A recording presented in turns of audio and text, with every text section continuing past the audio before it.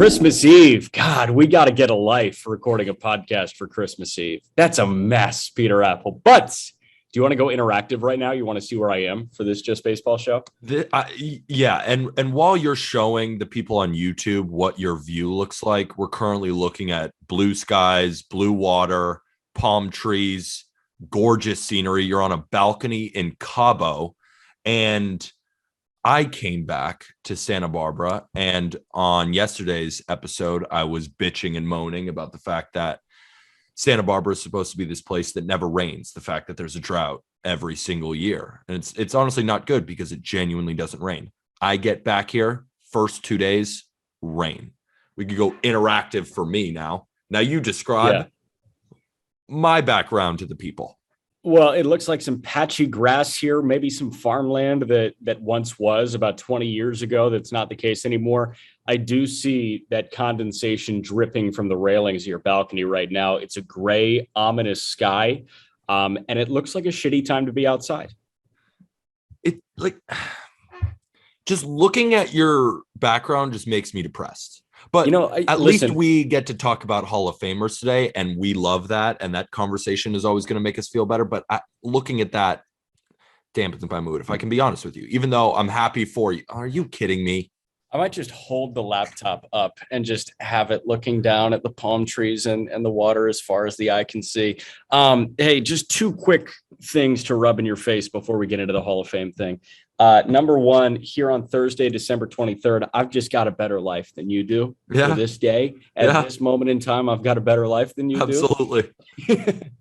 Also, I've got the blue wristband that allows me whatever alcoholic beverage I want for kind of free, but not really. So is this one of those podcasts where you've definitely enjoyed, a few or five, or you've been focusing on baseball? You're writing about Hall of Famers.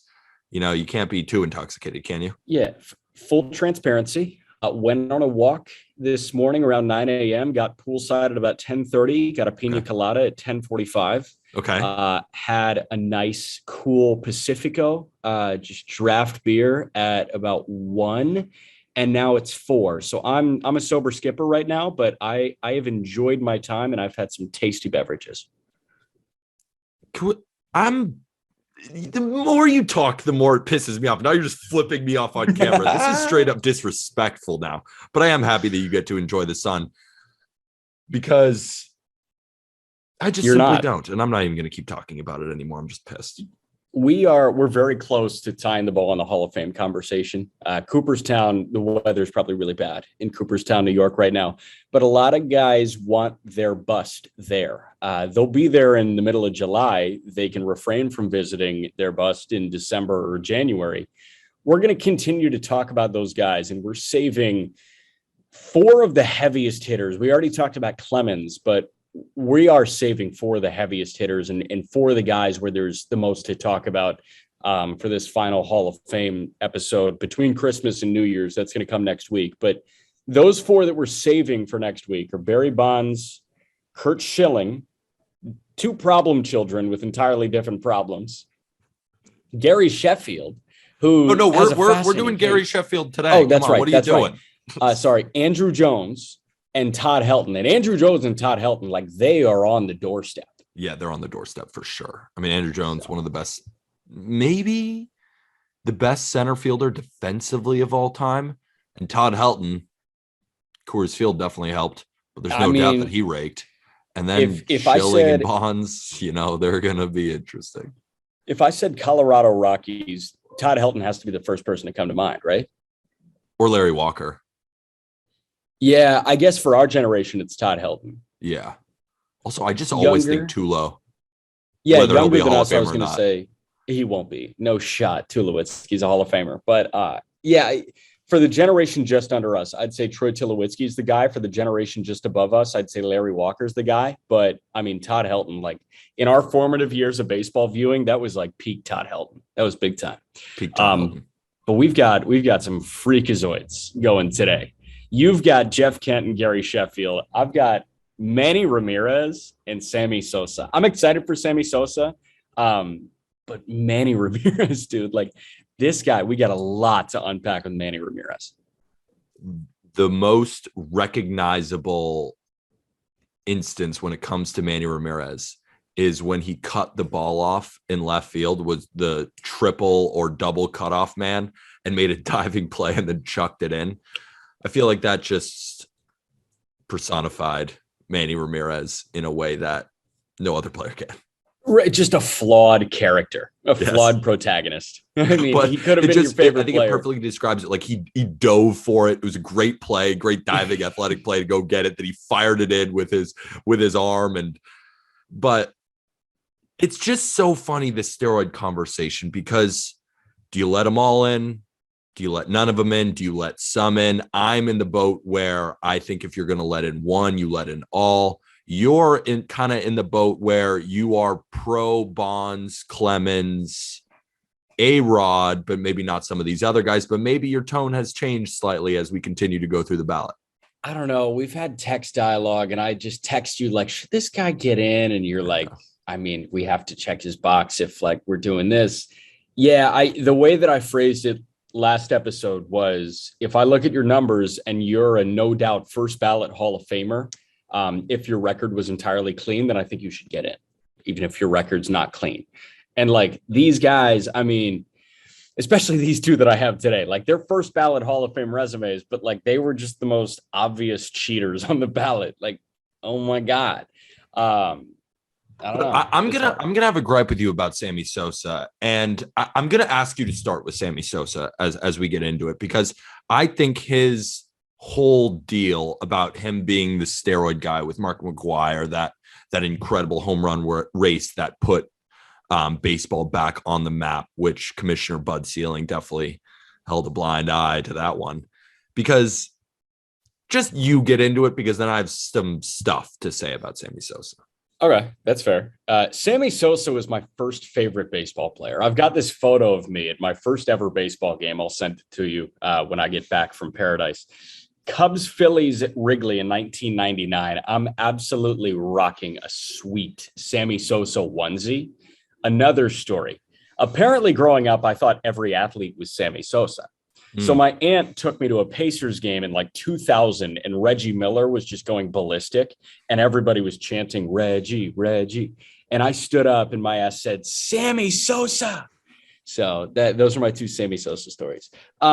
Someone born on the day that Sosa debuted would have been eligible to vote by the time he hung it up. He played 18 seasons of Major League Baseball, with 13 of them coming on the north side of Chicago. Sosa broke in as a 20-year-old with the White Sox. He split time between Texas and Chicago his first year. He hit 4 home runs in 58 games that year. From ages 21 to 26, he averaged 21 bombs a year. Then came 1996, his first 40-homer season. From 1996 to 2003, Sammy Sosa averaged 51 homers on a per-year basis. That's north of 400 home runs coming across 8 years of baseball. His MVP year in 1998. If you haven't seen the 30 for 30 on Sosa and McGwire, watch it now. Just stop listening to the podcast, go watch it, and you can pick it up right here where we left off. 308 in OPS over 1,000. He slugged 647. He hit 66 bombs. He drove in 158. He finished 2 hits shy of 200. He had over 400 total bases, and he had a 160 OPS plus. After that, 4 straight Silver Sluggers, 4 top 10 MVP finishes, including second in 2001. All in all, this dude racked up 7 All-Star appearances and 6 Silver Sluggers. He's a 2-time member of the 30-homer, 30 stolen base club. And at the end of the day, he's one of 9 players all time with 600 or more career home runs. But now the drugs, Pete. In 2005, he sat before Congress with Rafael Palmeiro, Jose Canseco, and Mark McGwire, with an attorney stating that he never took performance-enhancing drugs. In 2009, the New York Times reported that Sosa was on a list of players that tested positive in 2008. That was not the Mitchell report. That was something else. Also in 2003, Sosa broke a bat in the first inning of a game against the Devil Rays at Wrigley. Along with Wood, umpires ruled that Sosa corked his bat. They found shards of cork.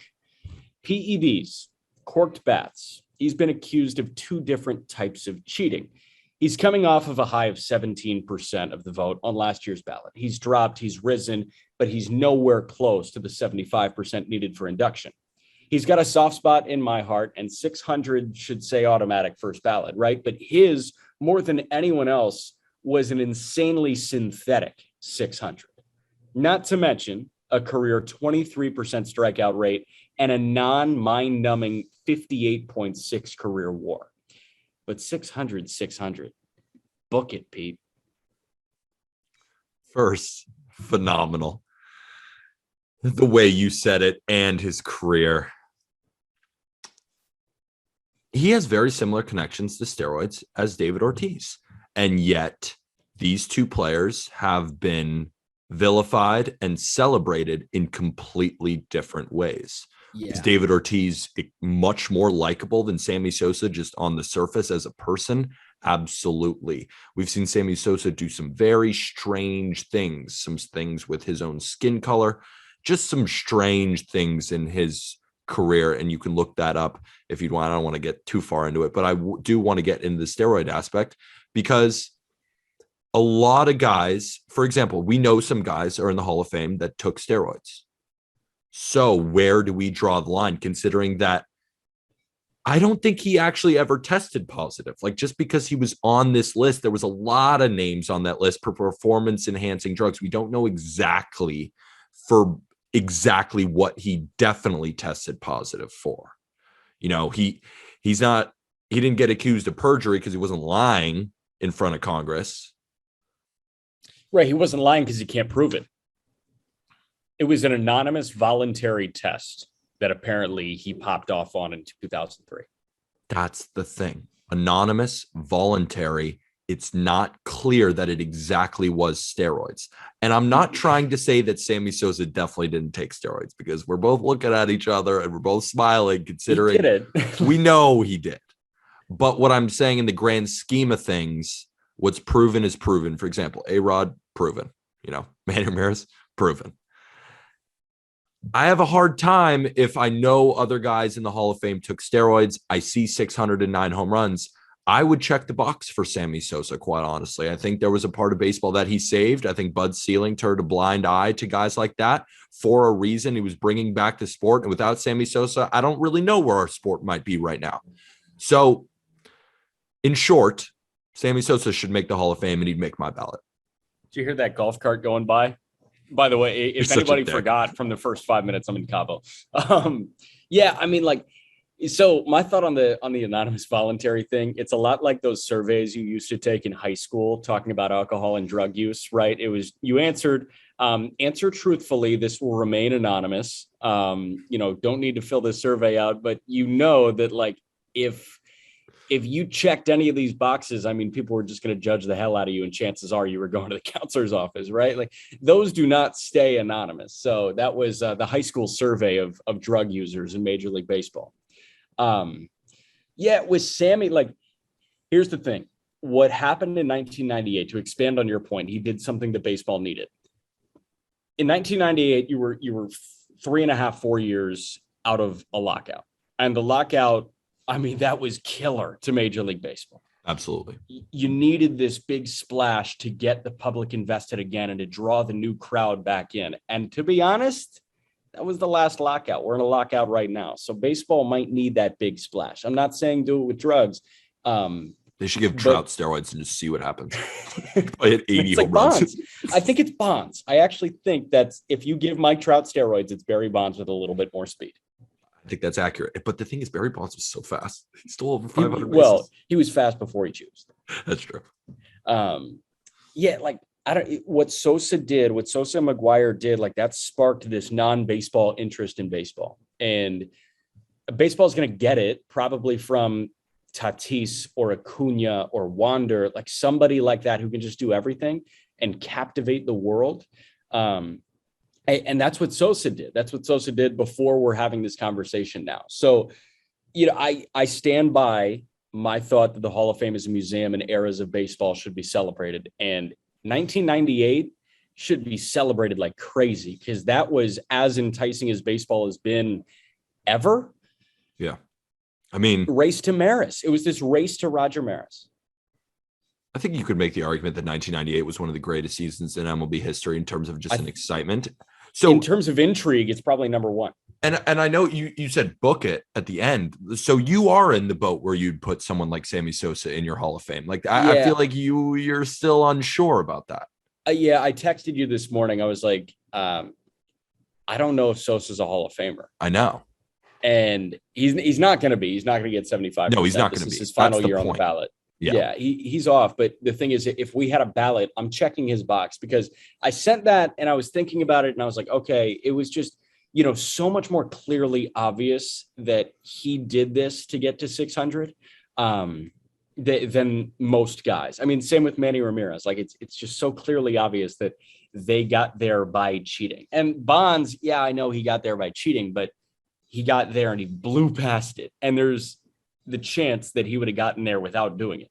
With Sosa, I have no idea what he would have done because when he popped off, when he started doing this, was when his body changed, was when his game changed. And you were like, okay, something might be up here. Same thing with McGuire, right?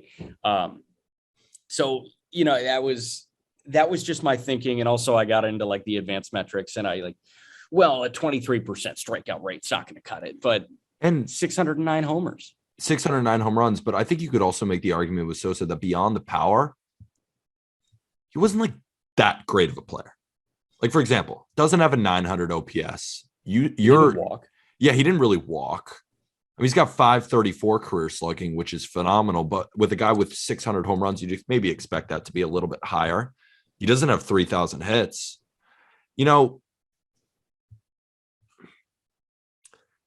He's just, and he wasn't a great defender. That's why you see the WAR the way that it is. Yeah. But then again, right field, the position that he played in, it's an offensive driven position. And he was one of the most prolific power hitters at that position. But beyond that, there's not much to, 273 career hitter, struck out a lot.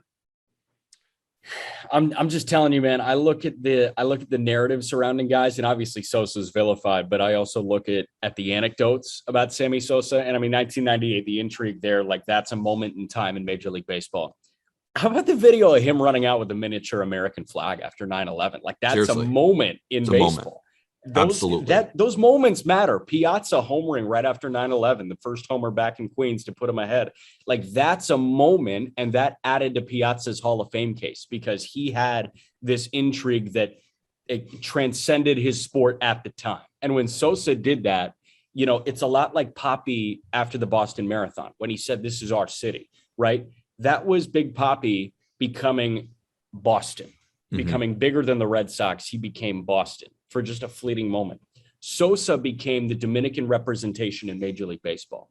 In that moment when he said, "This is my home. This is where I got this opportunity. Let's go."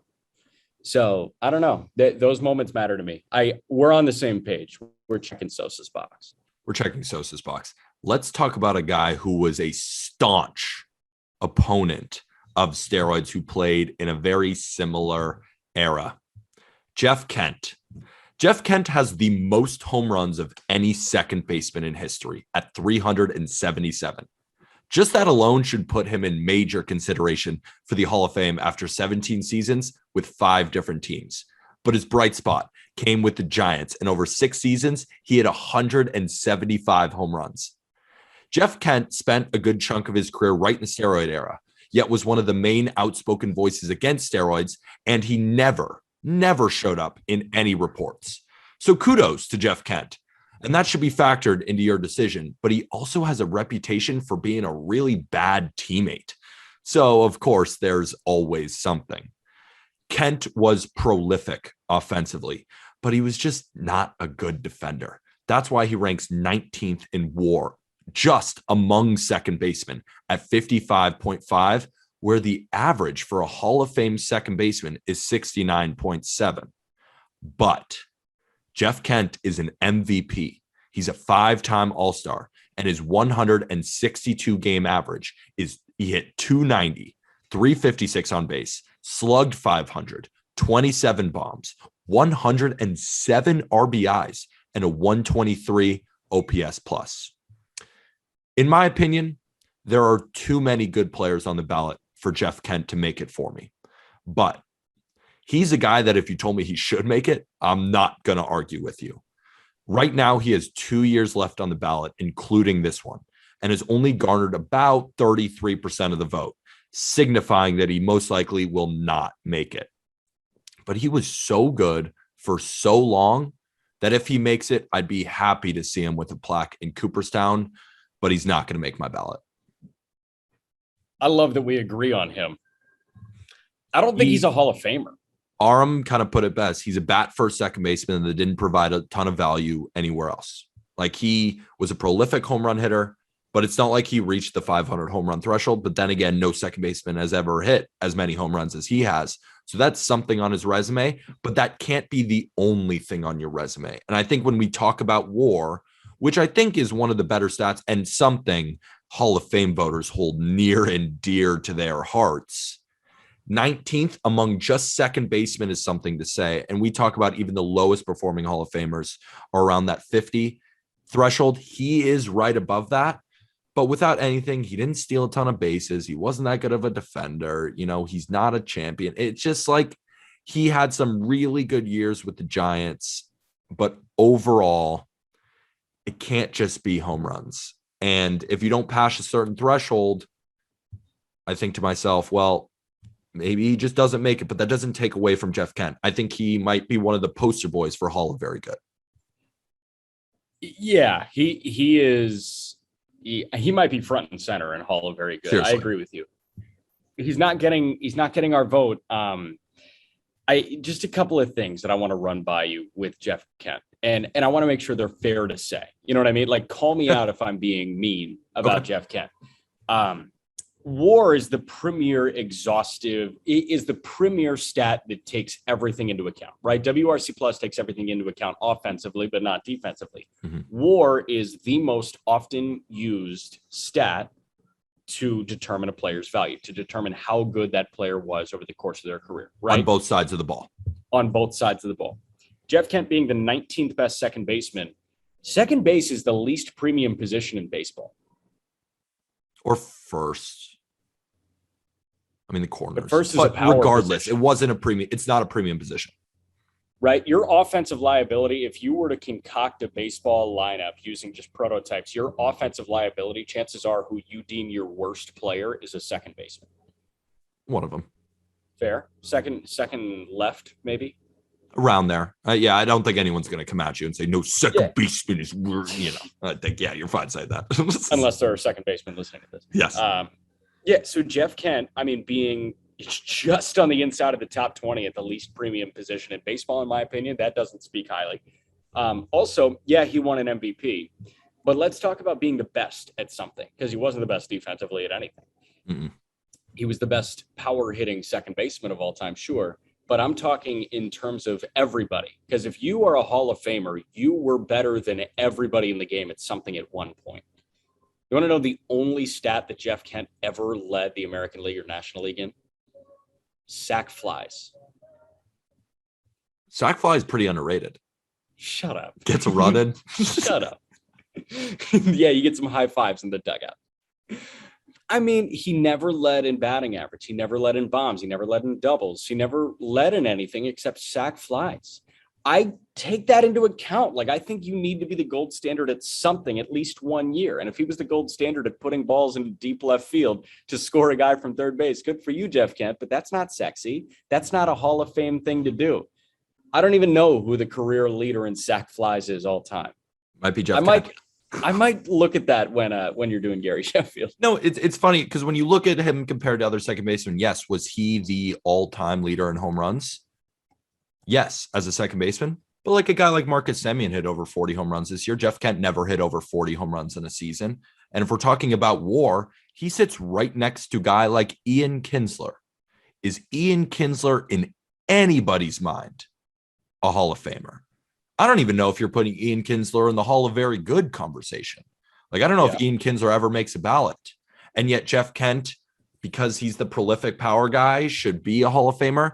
I don't know if I can get behind that. You know, an 855 OPS, like, he was a great hitter, but the reality of the situation is, did he drive in a bunch of runs? Yes. Did he almost hit 300 for his career? Yes. But another guy, no 3,000 hits, not even 2,500 hits, you know. Boy, did I just get down a rabbit hole for you. Career leaders in sack flies all time. Jeff Kent's 103 sack flies is in a four-way tie for 25th all time on the sack fly leaderboards. Who's number one?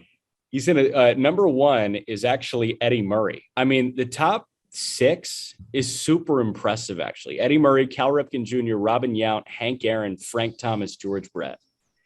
That's pretty impressive. That is pretty impressive. This four-way tie for 25th. You ready for the other three names that have 103 career sack flies? Yes. Amos Otis, former player for the Kansas City Royals, and a couple others. Adrian Beltre. Legend. And Jeff Conine. Really? Shout out Jeff Conine. You guys got to go check out Outside the Box with Jeff Conine. It's Aram and Jeff. They host a weekly pod. They just had on Jason Stark. Go check out that podcast. It's under the Just Baseball Podcast Network. Can we apologize for shitting on sack flies if Jeff Conine is tied with Jeff Kent? I'm sorry. No, I mean, you were the one shitting on sack flies. Yeah, I called them underrated. It's getting a run in. I'll raise my hand. Doing a job. You know, I wonder who leads in moving the guy from second to third on like a ground ball to second base. I don't think Baseball Reference has that. That'd be so cool. You find out just the ultimate move the guy over guy. Those guys go really underrated. It might be Nick Madrigal. Already. All right. You want to talk about Manny Ramirez? He's a lot sexier than Jeff Kent. But our final verdict on Jeff Kent's no. Manny Ramirez. Better career than Sammy Sosa. Fair? I think that's fair. At least. When I tell you that Manny Ramirez was a wagon, in a moment, I want to walk you through his 11-year stretch he went on. But first, let's go through his career numbers. 19 years of Major League Baseball, 2,300 games played, nearly 2,600 hits, 555 home runs, 547 doubles, over 1,800 career RBIs, a career 312 hitter with a 411 OBP. That's a 99-point jump, and a career 996 OPS. Manny Ramirez had more WAR than Miggy, Pudge, Tony Gwynn, Eddie Murray, Carlton Fisk, Ernie Banks, Ryan Sandberg. The list goes on. Now his 162-game average. He slashed 312, 411, 585, 38 doubles, 39 homers, 129 runs driven in, 94 walks, 15 intentional walks on a yearly basis, and a 154 OPS plus. The 9-time Silver Slugger and 2-time World Series champ. He went to 12 All-Star games, 11 of them coming consecutively. Now, that 11-year stretch, it started as a 26-year-old in Cleveland. It ended as a 36-year-old wearing Dodger blue. From 1998 until 2008, Manny Ramirez was a 3-time league leader in both OBP and slugging. Each year he led in slugging, he led in OPS. In 9 of those 11 years, he finished top 10 in MVP voting. In those 11 years, he had 9 seasons where he hit over 300. 6 of those 11 years, over 320. 7 out of 8 years within that stretch, he had an OPS over 1,000. And across those 11 years, Manny Ramirez averaged 38 bombs and 123 driven in. Now the juice. Manny was suspended in 2009 for 50 games after he tested positive for HCG, human chorionic gonadotropin. HCG, by the way, primarily used as a women's fertility drug, but can also be used to increase sperm count in men. Manny retired in 2011 with the possibility of an 100-game suspension looming over an issue stemming from what was assumed to be another positive test. This guy's numbers, his big game flair, him cutting off Johnny Damon in the outfield, his name in Red Sox lore, he's a Hall of Famer if we're letting the druggies in. I think Manny Ramirez should be a Hall of Famer. And what's crazy is Manny Ramirez is still playing. 48 years old. He was playing for the Sydney Blue Sox in the Australian League. This is a guy who's still chasing the dream. I mean, say whatever you want about Manny Ramirez. Can't say that he doesn't love the game. What And dream, I though? know He that he already would do accomplished it. anything that he can to continue to play this game. Yeah. But like now, I mean, he was like player coach galore. That was hilarious. When you look at Manny Ramirez's, because we were just talking about Sosa's career, and I was like, maybe, but actually looking at it, like, for example, Manny Ramirez only hit 547 home runs, but he has a 50-point advantage in slugging percentage. He was just generally a better slugger and a more imposing bat, one of the best right-handed bats that I've ever seen in my entire life. And I remember just growing up, genuinely, like as an 8-9-year-old, like I was genuinely terrified of David Ortiz and Manny Ramirez in that 3-4. Like there's very few times, I mean, even as an adult, I don't really get scared anymore, but there's obviously that like, oh my God, these dudes rake. It went from being genuinely scared as an 8-year-old to as a 24-year-old, just being like, oh my God, like this is terrifying in the sense of that. But like Manny Ramirez gave me physical nightmares. And if you give someone actual nightmares, it's hard to keep you out of the Hall of Fame. Yeah. Manny Ramirez is a legend, and he's a baseball lifer, and he's got an OPS at 996 for his career, almost at 1,000 OPS for his career.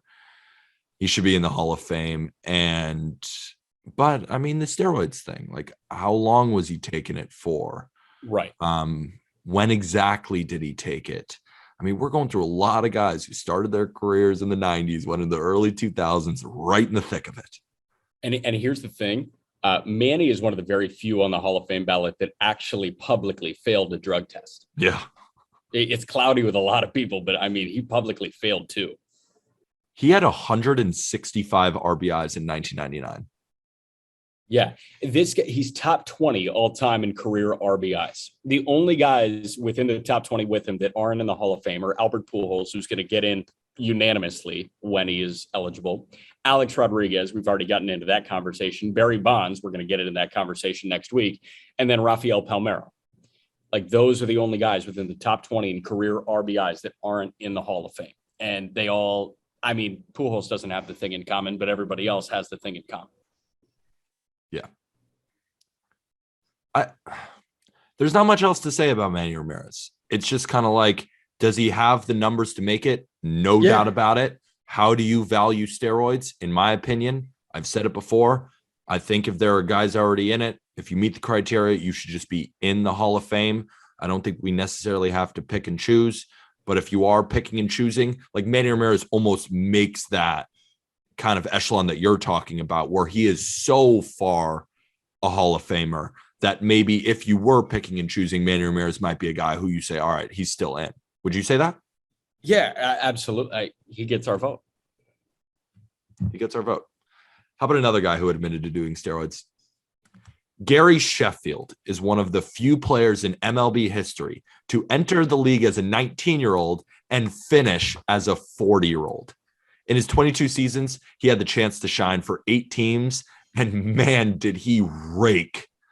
But this is one of the more interesting cases on the ballot, considering Sheffield did admit to using steroids as he was caught up in the Balco scandal, but only said he used them before and during the 2002 season. But was that the only time that he ever did steroids? I'm not really sure, as from 2003 to 2005, he finished 2nd, 3rd, and 8th in MVP voting from his age 34 to age 36 season. He finished top 3 in MVP voting only one other time as a 23-year-old. But here's what we do know. Sheffield was one of the best power and speed combinations the game has ever seen. Not only did he pass the 500 home run threshold with 509, but he also stole 253 bases.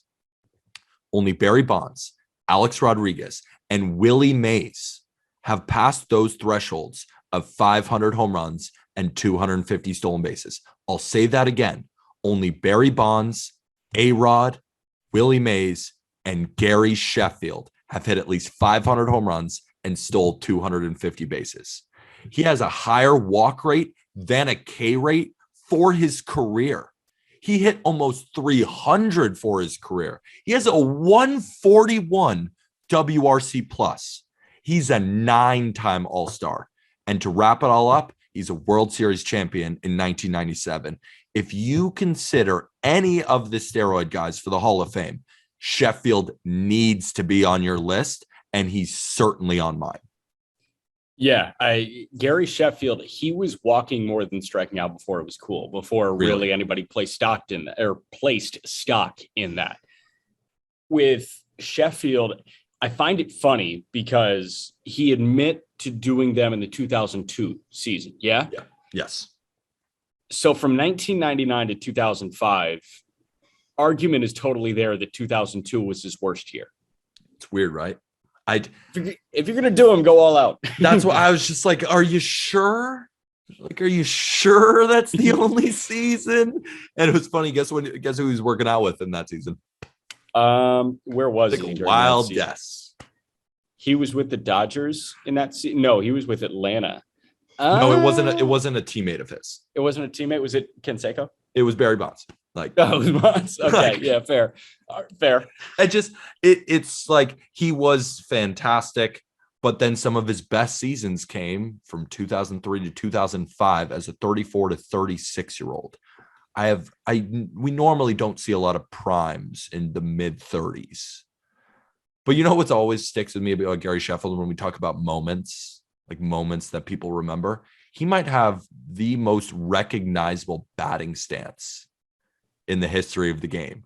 The wobble of the wrists. That might be more famous than his actual name, if you think about it. I think so. Absolutely. Right? Well, I mean, doing it on YouTube. So I'm thinking batting stances, right? And batting stance guy, we got to get batting stance guy on here at some point. But, Griffey pushing it off the shoulder. I'm thinking Ichiro extending and, pulling up the sleeve, right? I mean, who else ahead of Sheffield? Ichiro, Griffey. Weird one, but Kevin Youkilis. Everybody had a Kevin Everyone Youkilis knows impression. Kevin Youkilis. The Greek god of walks. I'm trying to think of more ones that everyone. No, I wouldn't put Pujols in that. No, but Pujols was very imitatable. Very imitative. Also, who does Sheffield go in as if he were to make it? Because he played with the Marlins for 6 years, the Dodgers for 4, the Brewers for 4, the Yankees for 3, the Braves for 2, the Padres for 2, the Tigers for 2, and the Mets for 1. I think a Marlin or a Dodger. I'd assume Marlin. Right, it has to be the Marlins. It has to be. But I mean, he as a Dodger /312, 424 OBP, 573 slugging, hit 129 home runs in 4 seasons versus 122 with the Marlins in 6 seasons. Yeah, and he only played 32 more games with the Marlins. Only played 32 more games with the Marlins. But that's the thing. In the beginning of his career, he wasn't nearly as prolific as he was moving into his 30s. But I mean, in his 20s, he was still a 4-time All-Star, finished top 6 in MVP voting twice, and came away with 2 Silver Sluggers. But it was really what elongated his career was in his 30s. Like, for example, as a 35-year-old with the Yankees in 2004, I actually remember this season very well. 290, 393, 534 slugging, 36 bombs, 121 RBIs with a 927 OPS.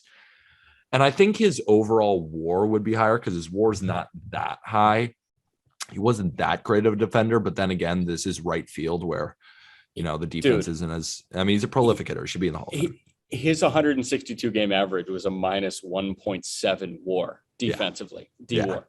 I mean, we're talking about 3 or 4 actually. Kent was average. Kent was like a career 0 WAR guy defensively. Like, I mean, Sammy Sosa, Manny Ramirez, and Garry Sheffield all were like negative 30 guys in terms of defensive WAR. But they were much more prolific offensively than Jeff Kent. Yeah. Yeah, no, it's just when you compare Jeff Kent to other second basemen, you say, wow, he was incredibly prolific, but that's not exactly where we're going with here. He's Rogers. Also, you look at like Rogers Hornsby's numbers. I know we're getting off track, but like, oh my God. Yeah, but like, I know they were soft. It was softballs. I get it. I hate the era conversation, because I'll say this again, and I don't know if I've actually mentioned this on the podcast, but I've mentioned it in live streams and on our TikTok and on our Instagram and on my Twitter at PeterApple23, by the way. Go check me out. Nice plug. Plug. But how do we contextualize era? For example, Babe Ruth, Bill Russell. I get the Babe Ruth would hit 140 in today's game. Bill Russell would be Tyson Chandler in today's game. And I'm like, all right. So are you just taking Babe Ruth and Bill Russell with no training, no real sense of how the diet works, not as good of a sense of just training in the game in general? No TV, no social media, no connections, no IMG academies. And then you just place them in today's game, or do they get to be born in the same time period? Do they get to grow up? And then maybe we get to see their talent. I think it's a stupid argument. So I see how good were you in your era, and the best players in their era, I rank highly in. That's why I'm in the boat that Babe Ruth is the greatest player of all time. And that's not even Yankee bias. Let's talk about WRC plus. That is the best stat to help contextualize across era. You know who's number one in WRC plus? Babe fucking Ruth. More than Barry Bonds. Barry Bonds is top 5. Yes. Is Barry Bonds probably, like, you watch his swing, but, and then you can say, well, Babe Ruth was facing Milkman. I get it, but Barry Bonds was on steroids. There's something that you can poke at with all of them. You're just fighting a losing battle right now. I don't care. I'm going to fight it. I'm going to fight it till the day I die because I believe in it. I don't like I was even arguing with Aram that like his that you always take the modern player. And I'm like, all right, well, that makes the decision easy. Mike Trout's the best player of all time. There it is. Done. I know you've got a theater background. I know your dad, your dad teaches theater at UCSB. Yeah, he's the chair of the theater department, went to Princeton, then studied at Juilliard. And my grandma was actually, shout out my grandma, Libby Apple. She was the first woman chair of the Oregon Shakespeare Festival. So I got a lot of theater in my background. I'm a performer. I'm not a media personality. You know what? I'm an actor. I'm not even a media guy. I'm an actor. I'm going to start calling myself that. Hold on. What are you doing that's not authentic? True. Yeah, maybe right? I'm not an actor, but I think it's cooler. Like, what do you do for a living? Oh, I'm an actor. Where do you act? On my phone. I'm a TikTok star. You know, Lil Huddy, that's me. That's the problem, because I'm not acting. It's actually genuinely, like, I say not gambling advice, but we all know that bit. I mean, I'm freaking also. Did you just admit it on the pod? No, it's not gambling advice. Okay, good. No, so what I was going to say with that is like, what you just got into is, I'm sure you took an improv class at some point, right? Doing the yes. You never took an improv class? No, because I never got into acting like they did. I was always much more into sports, while my sisters were in the theater. My sister is at San Diego State right now. She's the lead in the play, but they just found out that first 2 weeks are still remote due to the Omicron. The Omicron, as Snoop Dogg might say. Have a very Snoop Christmas. Yeah, so in improv classes, you can do an exercise that pretty much is just compounding yes and you got to keep on building, and it never ends. Like, it ends when the teacher says stop. Somebody says something and you have to reply with yes and then build, and then they say yes and that's the era conversation there. It never has to stop. The only way it stops is if one of you wants to go to bed. That's the only way that conversation halts. So I prefer just to not talk about it. I know you and Arm are in the same boat. It's like, why even talk about it? I'm like, why talk about anything?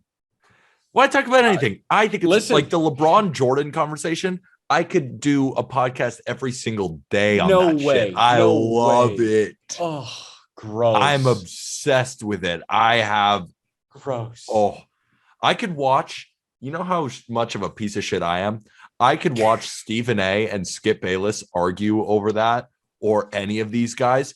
I eat it up, and I can't tell you why. I just love it. I love this. That's why I love the Hall of Fame discussion so much, because I love diving deep into the numbers, deciding who was better. I do like it, and I'm not ashamed of it. Should we end the pod on that?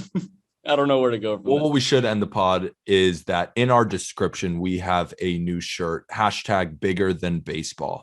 And Yes. we are donating all of the proceeds from the shirt. Plus, we are matching up to $500 worth of sales, where we are donating it to Kentucky and a lot of the charities down there in the South that were affected by the tornadoes.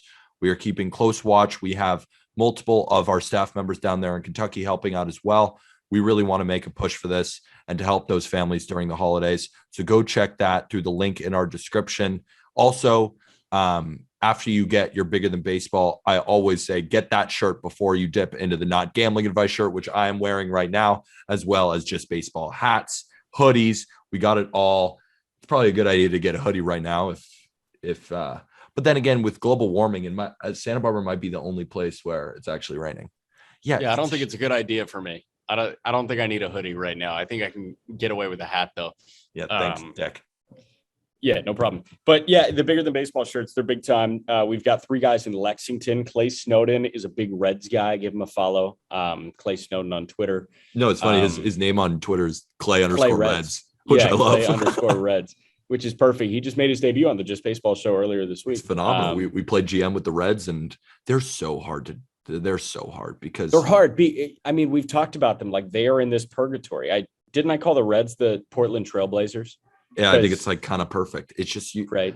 And you're so in the middle that if you go one way, like, do you tear it down? Do you just rebuild? Do you just retool? Do you just go all in? It's so impossible. But we went through it all. So go check out episode 123 of the Just Baseball show. Yeah, this is 124. And Kendall McKee, T. Wright, they both are big in the collectibles sphere in Just Baseball. Wild Cards Trading, if you want to, get into the collectibles, give them a follow there. Listen, that's what you should be doing, right? If you feel like you could be in the giving mood, do it, because it's all going there. So it's all going there. Also, Merry Christmas and Happy Holidays to everybody. Yes, we are those psychos who records on a Christmas Eve and gives you a Christmas Eve. We won't give you a Christmas podcast, but you could bet your ass we'll be back on Monday, and we're going to finish the Hall of Fame conversation. We're going to fill out our ballot. We're going to keep playing GM. Also, what's kind of exciting? I'm starting a new podcast. Not too sure of the name yet. Might be doing some little fantasy. Might be doing a little gambling with Colby Olson. So stay tuned to hear about that. It's not set in stone yet, but I do want to give a little bit of a sneak peek. Oh. 2022. Thank you, everybody.